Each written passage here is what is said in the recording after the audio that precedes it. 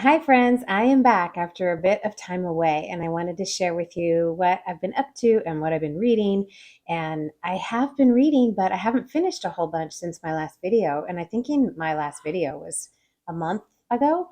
I've not been so inspired to make a video. I'm still reading this book, though. And if you're new to my channel, hi, I'm Holly. And this channel is a collection of things that I love, and I'm mostly concentrated on books, at least for now. So this book is so good, and I probably say the same things every time. And I think I've included this book in at least two or three videos at this point. It's kind of a chunky guy. The pages are really full, and the text is kind of small, and it's an over 400 page book. And I am now on page it looks like I'm on about page 270. It's so enjoyable. And I have said here before, and it remains true, that I read slower in the morning, and this is my morning read.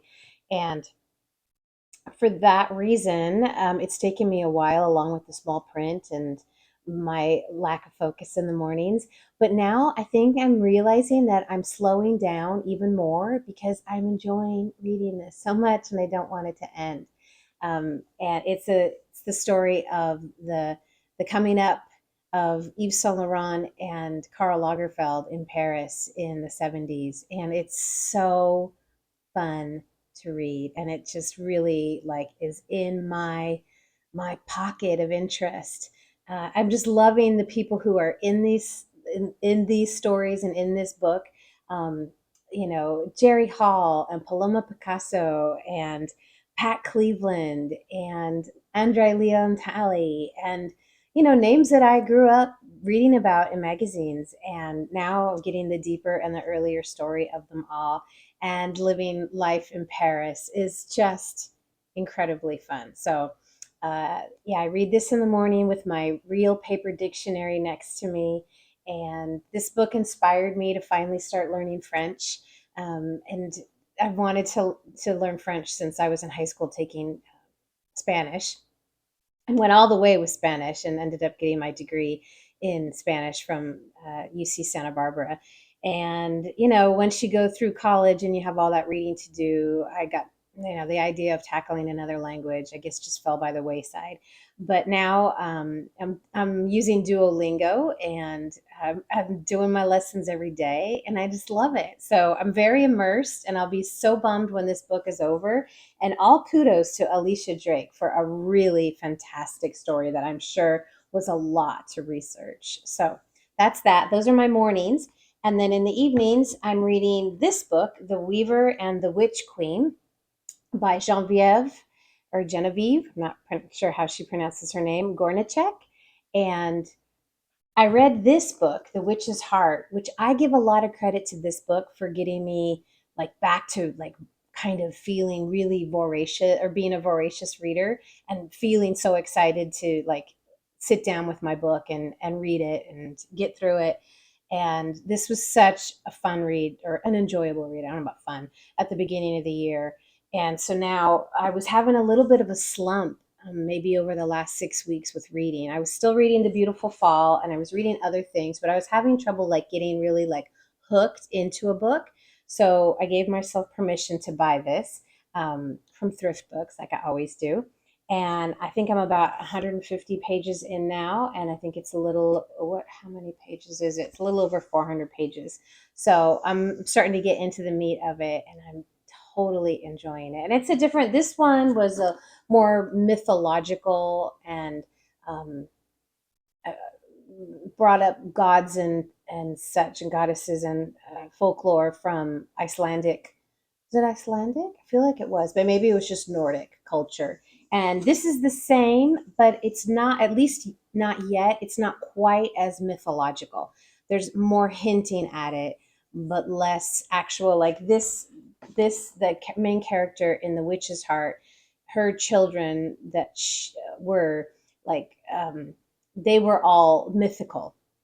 And this character, she's a witch, and she left an unhappy situation. She loved her father, but her mother was really hard on her.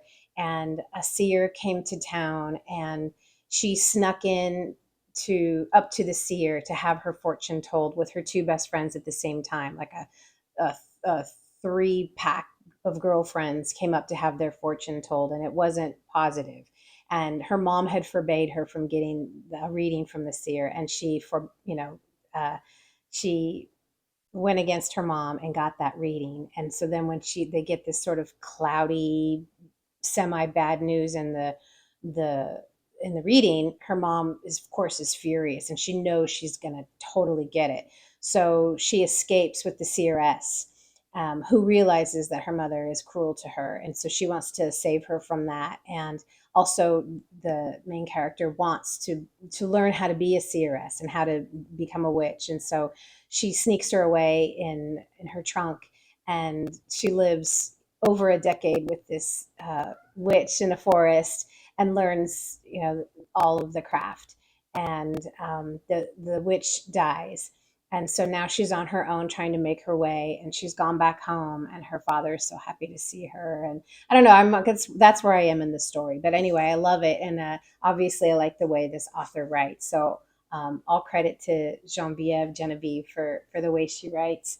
So that's what I am currently reading. And the book that I finished, I'm so happy to talk about. Oh, I hope some of you will pick this book up. It is one of the most charming and touching stories.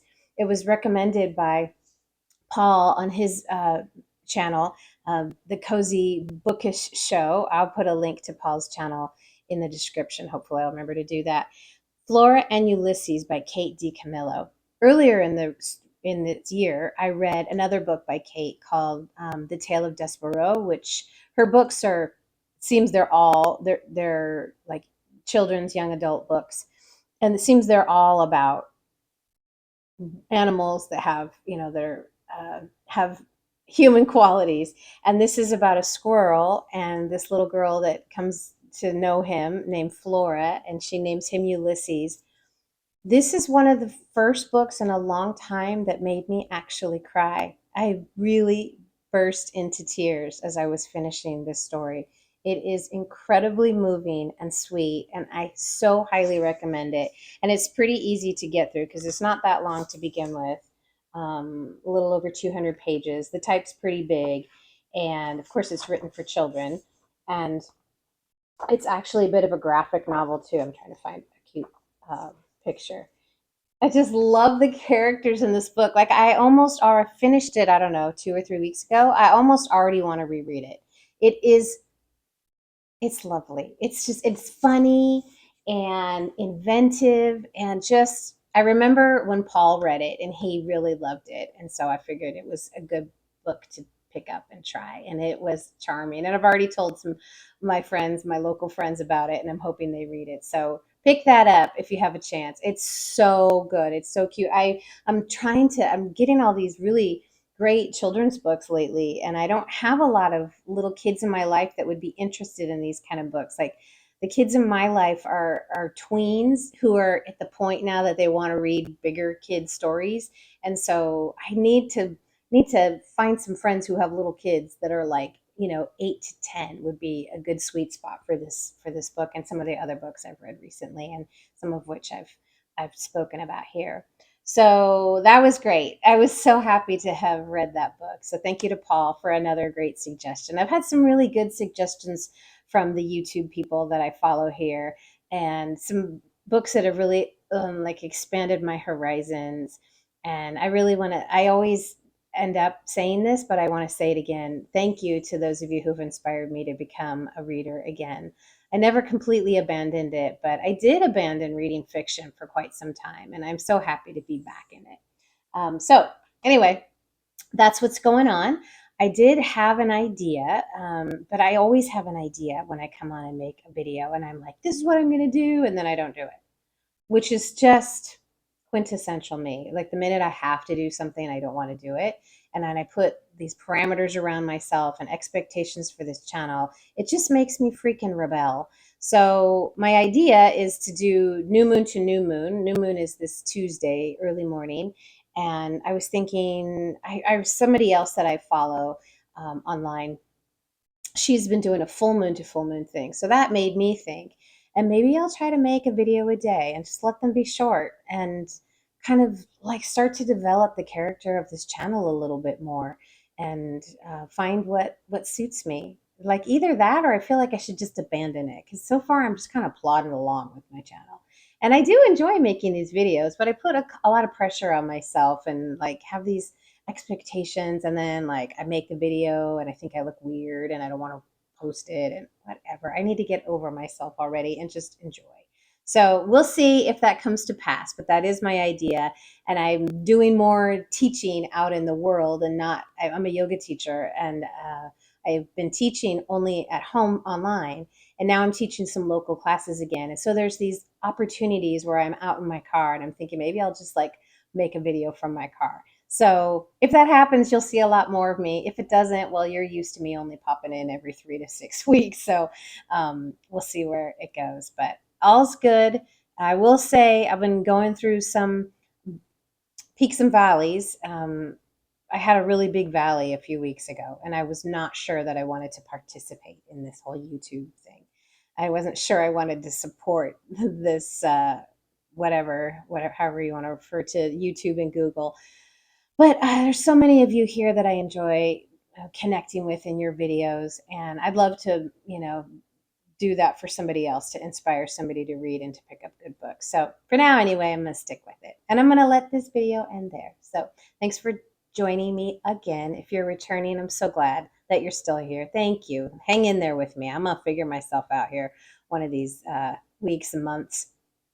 I think I'm at a year of being on YouTube now. So let's see where this goes. And if you're new here, well, welcome. Thank you for joining me this time. I hope that you'll subscribe and I love comments. So let me know how you're doing, what you're reading, how life's been treating you, and I'll see you for my next video. All right, bye for now, everybody.